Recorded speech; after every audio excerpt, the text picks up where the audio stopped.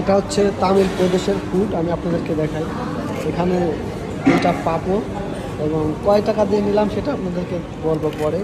এটা একটা রাইস দিছে, দুইটা পাপড়, আসলে একটা পাপড় একটা, দুইটা। এটা দিছে, এটা একটা সবজি আর কি, সবজি জানি না, নাম জানি না।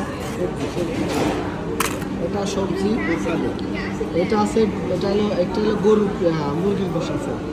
এটা আর একটা ইয়ে আছে, এটা কি নিতে পারে না, এটা এটা ডাউন। আর এটা হচ্ছিল আপনার দই, বাংলাদেশের যে টক দই সেইটা। এটা খাচ্ছি, ওই যে বড় ভাই এনেছে, আমি আর বড় ভাই, তো এগুলো সব হালাল। এটা রেস্টুরেন্ট, তামিল রেস্টুরেন্ট। তো এটা আমরা নিয়েছি হচ্ছিল মাত্র $2 দিয়ে, সরি 2 রুপিয়া, 200 রুপিয়া খাবার। মানে ইন্ডিয়া খাবারগুলো এখন অনেক সস্তা আছে, ঠিক। খাওয়ার পরে আপনি জানাবা।